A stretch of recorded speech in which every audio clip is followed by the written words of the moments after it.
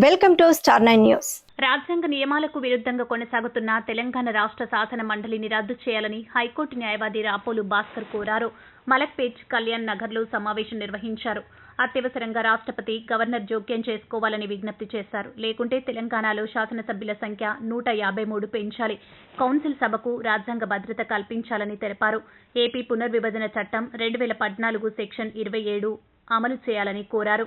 కేంద్రం వెంటనే జోక్యం చేసుకుని కౌన్సిల్ సభ్యులకు, విధులకు రాజ్యాంగ సంక్షోభం రాకుండా వెంటనే ఏపీ ఆంధ్రప్రదేశ్ పునర్విభజన చట్టం 2014 సెక్షన్ 26 ప్రకారం ఎమ్మెల్యే సీట్లు 153 వరకు పెంచుతూ ఆర్డినెన్స్ తీయాలని డిమాండ్ చేశారు. 171 ఆర్టికల్ రాజ్యాంగం ప్రకారం కౌన్సిల్ ఉన్నా లేనట్లే రాజ్యాంగ 105 సవరణ ద్వారా 2020 నుండి ఆంగ్లో ఇండియన్ సభ్యులను రద్దు చేయడంతో తెలంగాణ అసెంబ్లీ సభ్యులు 119 ప్రకారం తెలంగాణలో ఎమ్మెల్యే సంఖ్యలో 1/3 వంతు అంటే 40 నుండి కౌన్సిల్ కోట 39కి పడిపోయిందని వివరించారు. రాజ్యాంగం ప్రకారం 49 తక్కువ కాకుండా ఉంటేనే కౌన్సిల్ అని రాజ్యాంగం 171 వివరిస్తుందని చెప్పారు. ఉన్నటువంటి నామినేటెడ్ ఎమ్మెల్యేగా ఉన్నటువంటి ఆంగ్లో ఇండియన్ వ్యక్తి ఆయన యొక్క పదవి కాలం అయిపోయింది. దాంతో మన సంఖ్య 120 నుంచి 119 పడిపోయింది. 119 డివైడెడ్ బై 3 అంటే 1/3 ఉండాలని అనుకున్నప్పుడు ఇక్కడ 39 పడిపోయింది. దాంతోపాటు ఒక 2 పోస్టులు చాలా కాలంగా ఎమ్మెల్సీ సభ్యులకు సంబంధించినటువంటి పోస్టులు వేకెన్సీ ఉన్నాయి. అవి 2 పోస్టులు వేకెన్సీ ఉన్నాయి.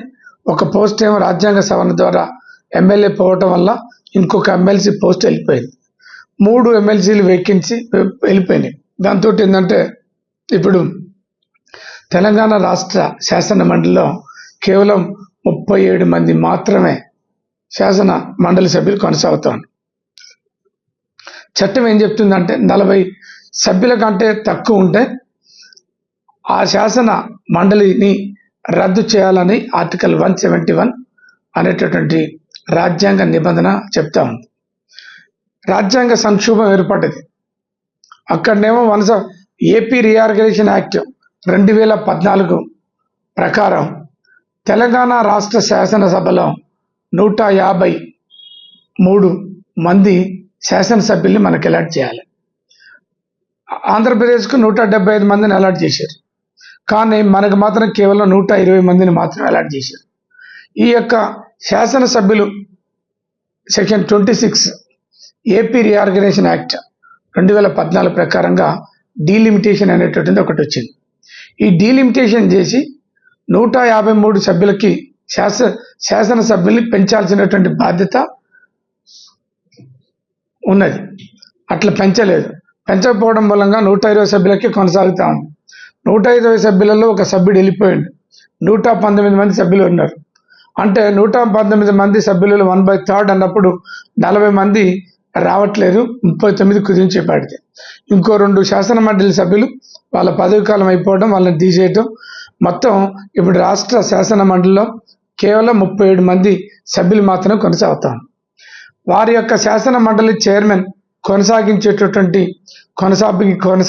కానీ, సభ్యులు వాళ్ళ యొక్క శాంటిటీ అంటే లీగాలిటీ లేకుండా అక్రమంగా వాళ్ళ యొక్క పదవి కాలం కొనసాగుతూ ఉంది.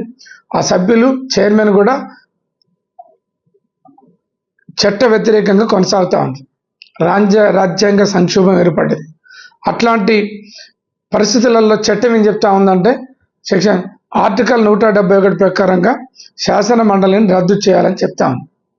అందుకనే ఈ రాజ్యాంగ సంక్షోభాన్ని నుంచి బయటపడడానికి అర్జెంటుగా శాసన మండలిని రద్దు చేయాలని, లేకపోతే అర్జెంటుగా ఏపీ రీఆర్గనైజేషన్ యాక్ట్ని అమలుపరిచి ఈ రాష్ట్ర శాసనసభకు 120 మంది ఉన్నటువంటి శాసనసభ్యుల్ని 153 పెంచాలని, 40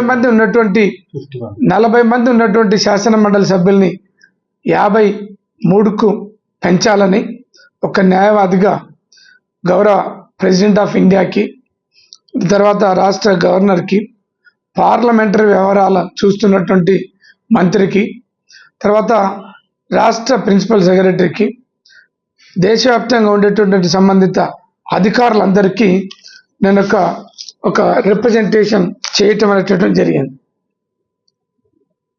ఈ రాజ్యాంగ సంక్షోభంలో ఉన్నటువంటి ఈ శాసన మండలి వ్యవహారాన్ని కాపాడాలని, ఎమ్మెల్యే సీట్లను పెంచాలని, ఎమ్మెల్సీ సీట్లను పెంచాలని, తద్వారా తెలంగాణ రాష్ట్ర ప్రజల్ని